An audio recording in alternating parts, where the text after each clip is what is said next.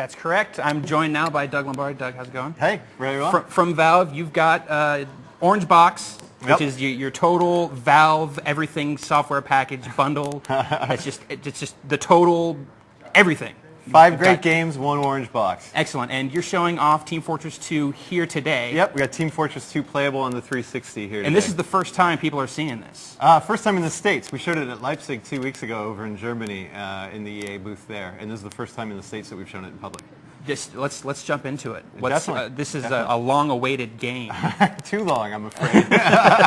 We actually won a few awards at E3 1999 with a very different TF2. Wow, that was my first E3. So, so how has the game changed in the 45 years since you first started developing? Exactly. I mean, it's changed a ton. I mean, the art style is the first thing that people will notice right away. When we first brought the game out, it had sort of a World War II style art pass to it, and it was much more about sort of, playing army, if you will.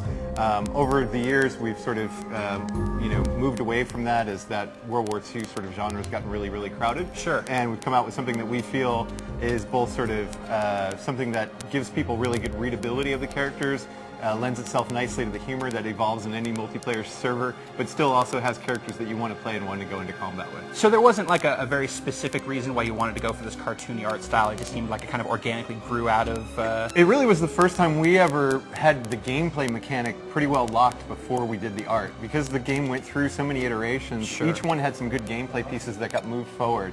And we were zeroing in on the final game design. And we had moved through 3 or 4 different art passes along the way.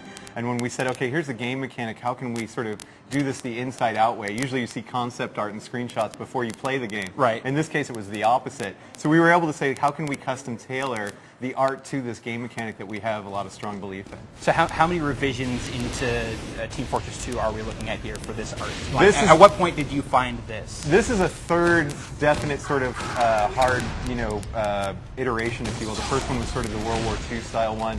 The second one was something that we internally codenamed TF2 Invasion, which was much more of a sci-fi. It was super, super dark, and it really got very much far away from sort of the roots of Team Fortress, if you will. This one we feel brings it back almost closer to the original Quake mod of Team Fortress that Robin and John did when they were still students in Australia, which again sort of lends itself to that over-the-top, sort of hyper, sensationalistic style of gameplay. Are those cats still working? Are they still on the project? Absolutely. Here? Robin is one of the lead designers on the project, and John is working on the project, and John also does a lot of work on Steam as well. Now, one of the first things that I've seen that really kind of struck me about Team Fortress 2 was you did a lot of demos of the facial modeling and just the movement there.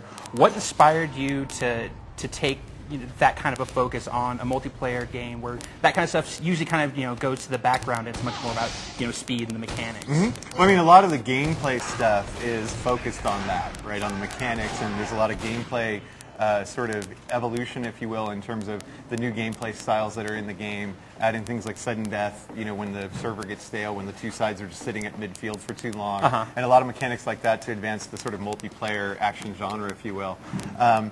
But then on the other side, we were looking at stuff to say, okay, how can we pull this apart and say, how can we move away from, the rest of the field and give it something that, again, sort of gives players that heads up, information, if you will, as soon as stuff comes on screen, and also have an original look, and also have something that sort of lends itself to the fun of a multiplayer style game. Well, let's talk about the actual gameplay here. I mean, Team Fortress, the original Team Fortress is a total staple. What have you done to kind of expand on that? Well, I think that the 9 character classes are the key to Team Fortress. I mean, it is sort of the granddaddy of class-based multiplayer action games, if you will. Absolutely. And what we tried to do with Team Fortress 2 was to take that even further and say each one of these classes are sort of like a different game experience to themselves. So if you play as the medic for a few hours, you're going to have a dramatically different play experience than if you play as the soldier or the heavy weapons guy. Likewise with the spy or with the medic. And what we're trying to do is say each one of these classes is a different game mechanic and is truly the most varied in terms of class-based multiplayer shooters, where in other games it's really which gun do you have makes the difference. Right. In TF2, the engineer really isn't about his gun, it's about thinking strategically more like an RTS player. Who are we looking at? What class are we looking at right Okay, so here we've got the demo man, and he is, primarily a defensive guy, but can also be, very much a weapon. A good demo man is a great threat on offense as well. He has, the ability to lay, mines that he can trigger or mines that just time out.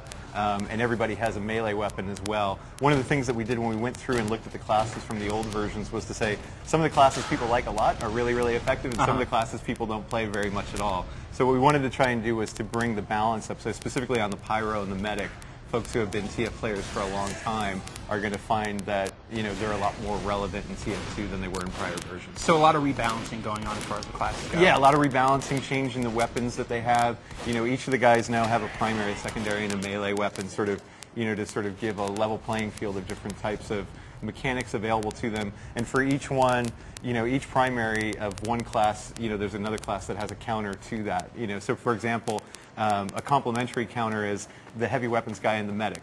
Right, the heavy weapons guy is kind of slow, but he's got a lot of firepower and he can last a long time, especially if the medic is charging him with his health gun. Okay. At a certain point in time, if they're successful, the medic gets an invulnerability charge, and he can make both of them invulnerable for 10 seconds. They can push through, a choke point or to the final cap point, and all of a sudden the medic is the hero now. Excellent. Now, in this type of game, everyone ends up having a favorite type of class. You play through it a little bit, you jump around some, but eventually you settle on a class. Do you have a personal favorite yourself? I primarily, historically, have been a heavy weapons guy, but with the new designs and whatnot, I've been playing a lot of the medic and a lot of the demo man, which we were just looking at. Cool. Well, I'm sure folks at home have a million questions about this game. Jeff Gerstmann, what do they want to know about Team Fortress 2?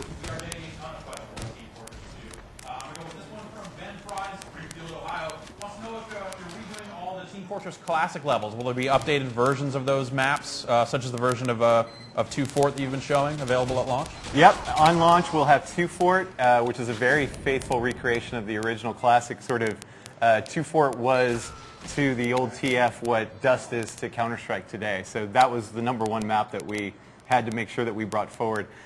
Folks will also see a version of Well that is semi-faithful to the original, but has been updated pretty dramatically. And Dust Bowl, which I think is one of my personal favorite multiplayer maps of all time, will be in the first release of Team Fortress 2 as well. Do you have a grand total map number? There'll be 6 in the original release. There's a couple new ones and a couple remade classics, and then we've got a couple already in production that will be released shortly after launch. Each of the 6 that are in the first release are a different gameplay mechanic. One of the new ones, Hydro, is actually sort of 3 maps in one, where they unlock progressively in random order. So you each have a base, and there's 4 points that you have to control. You fight over those 4 points. Once somebody's taken those over, you go to the end base. That sounds awesome. It is awesome. It sounds extremely hectic. Jeff, give me one more question. Okay, here's one more. This one comes from John in Florida. He says, we saw some awesome facial animation and voice acting in the movies that Valve has released. Are we going to see some of that stuff in-game? Yeah, I mean, when the heavy weapons guy is unloading, Sasha, at a high rate, he'll start making those facial animations and screaming. And there's also the player taunts, which I think we showed off at E3 when we came on and spoke with you all. Each of the player classes have 9 taunts that are sort of a cool animation to, let folks know that you just gave it to them. And then additionally, there's the preset calls for, medic or, stick together or what have you, and all of those have animations and vocal cues attached to them as well. Well, it sounds awesome. It sounds like this should be its own game. I don't know what you guys are doing. Off the ball, lumping this all in together with Portal and the Half-Life 2 episode stuff. That's an awful lot. Well, hopefully, it's an awesome package, and it's the gaming offer that people can't refuse. We're very much looking forward to this. You're doing this on a ton of different platforms. Yep, PC and 360, October 10th, and PS3 will follow just by a couple weeks. Excellent, Doug. Thanks for coming by. Can't wait to play it. Yeah, great to see you guys. Thanks.